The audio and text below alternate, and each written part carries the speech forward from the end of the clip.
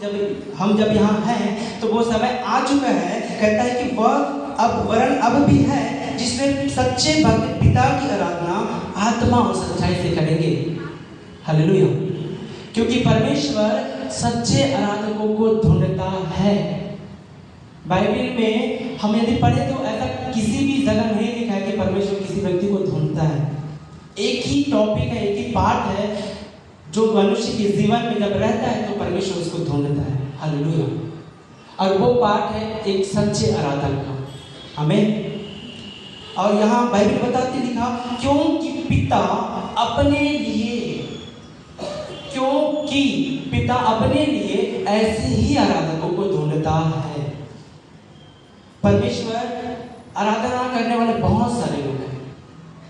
हम देखें तो सबसे ज्यादा आज के समय में क्रिश्चियन लोग हैं जो परमेश्वर की आराधना करते हैं। हालेलुया।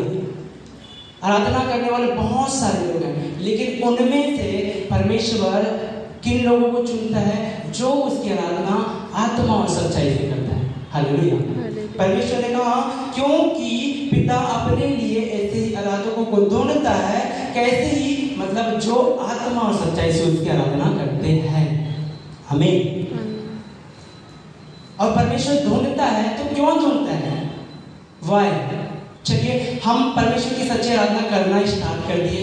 अब आज से हमने परमेश्वर की आत्मा और सच्चाई से आराधना करना प्रारंभ कर दिया। अब परमेश्वर को ढूंढ रहे हैं, लेकिन क्यों ढूंढ रहे हैं? हालेलुया।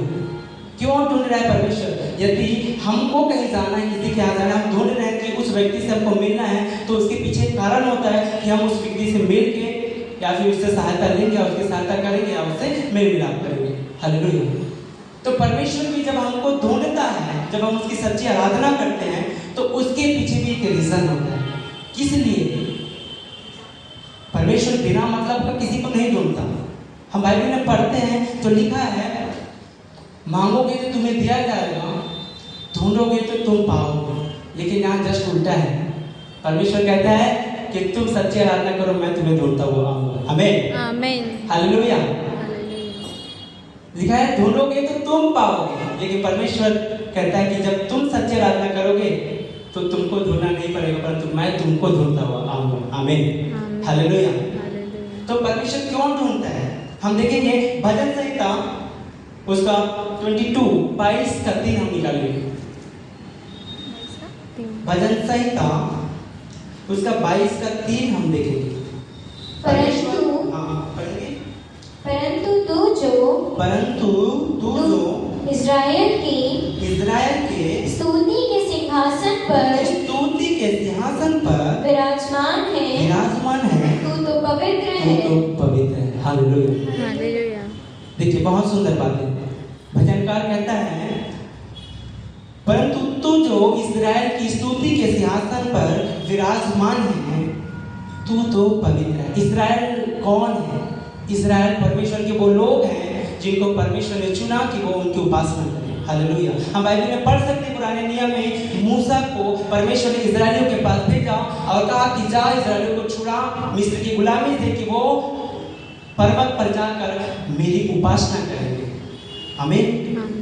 और परमेश्वर ने कहा कि यहाँ लिखा है कि तू जो इज़राइल की स्तुति के सिंहासन पर विराजमान होता है। जब हम परमेश्वर की स्तुति और आराधना करते हैं तो वो हम पर क्या होता है? हमारे बीच में सिंहासन लगाता और विराजमान हो जाता है। हालेलुया। हम देखेंगे तो जब प्रभु यीशु मसीह का यरूशलेम में विजय प्रवेश होता है तो परमेश्वर प्रभु यीशु मसीह एक गधे पर विराजमान हो जाते हैं। कितने लोग इस बातों को जानते हैं? यहाँ पास एक रिविलेशन है, जब जो क्रिसमस के समय में अभिषेक प्रकट के माध्यम से परमेश्वर ने हम तक पहुंचाया था। बोले कि जब प्रभु यीशु मसीह उस गधे पर विराजमान हो जाते हैं तो उस गधे का स्टेटस बढ़ जाता है। हालेलुया। समझ पा रहे हैं मेरी बातों को? परमेश्वर वहां पर वचन में कहता है कि जो इज़राइल की स्तुति के सिंहासन पर विराजमान है, तू जो मतलब परमेश्वर जब हम उसकी स्तुति करते हैं, उसकी आराधना करते हैं, उसके सच्चे आराधक के रूप में, तो वो हमारे जीवन में विराजमान होता है। उस समय ये डिपेंड नहीं करता कि हम गधे के समान है या नहीं। हालेलुया। लेकिन परमेश्वर जब हमारे जीवन में विराजमान हो जाता है तो हमारा स्टेटस, हमारा लेवल बढ़ जाता है। आमीन, आमीन, हालेलुया। हालेलुया। और परमेश्वर ने कहा कि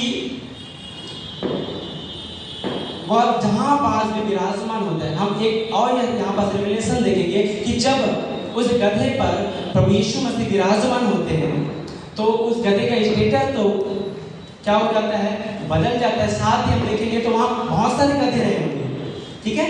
लेकिन जब प्रभु यीशु मसीह उस गधे में बैठे, उसके बाद से शायद हो सकता है उसका मालिक उस पर से बोझ डालना बंद कर दिया होगा। हालेलुया। गधा किस लिए होता है कि उस पर बोझ ढा के उसको अपने क्या करें, साधन के रूप में इस्तेमाल किया जाए। हालेलुया। हो सकता है कि जब जो उसका मालिक था उस गधे का, जब यीशु मसीह उस पर सवार हुए और उसके बाद जब यीशु मसीह उस गधे को छोड़कर गए होंगे, तब हो सकता है कि उसके बाद से उस गधे के ऊपर जो सारा बोझ जो उसका मालिक डालता था या फिर डालने के लिए सोचा रहा था, वो उस समय से उस पर बोझ डालने के बारे में ही सोचना बंद कर दिया होगा। हालेलुया।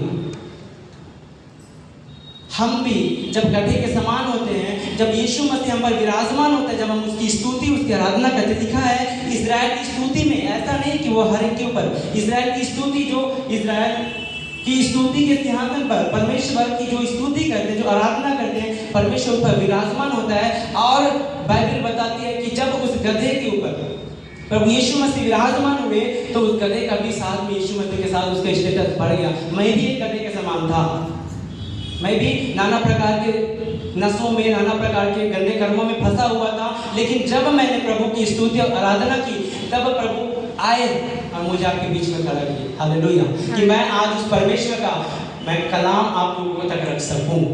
हालेलुया।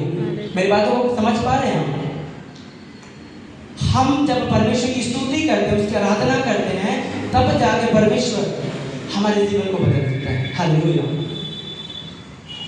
आपका बोझ, जैसे उस गधे के जीवन में बोझ था, गधे को इसीलिए रखा जाता है कि वो साधन के रूप में एक सामान को इस जगह से उस जगह निर्यात कर सके, उस पर बोझ लाद सके। लेकिन जब यीशु मसीह उस पर बैठा तो शायद हो सकता है उसके बाद से उस पर बोझ लादना बंद हो गया होगा। हालेलुया। और मैं यही बताना चाहता हूँ कि हम भी जब परमेश्वर की स्तुति और आराधना करेंगे तो हमारे अंदर भी परमेश्वर आएंगे, तो अपना सिंहासन लगाएंगे, विराजमान हो जाएंगे और हमारे जीवन से वो बोझ का बोझ हटा देंगे। हालेलुया।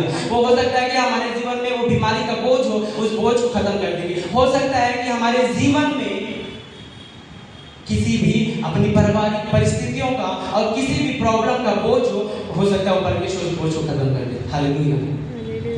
कैसे? सिर्फ स्तुति और आराधना करने से। हमने अभी भी एक वर्षिप कराया है, बोले स्तुति आराधना ऊपर जाती है, आशीष लेकर नीचे आती है। क्या लेकर आती है?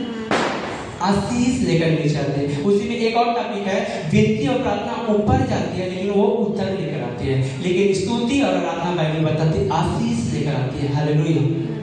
दाऊद के जीवन से हम देखेंगे, दाऊद को कितने लोग जानते हैं? हालेलुया। हाथ उठाइए एक बार। दाऊद को कितने लोग जानते हैं? मैं जानता हूँ। दाऊद एक परमेश्वर का सच्चा आराधक था। हालेलुया।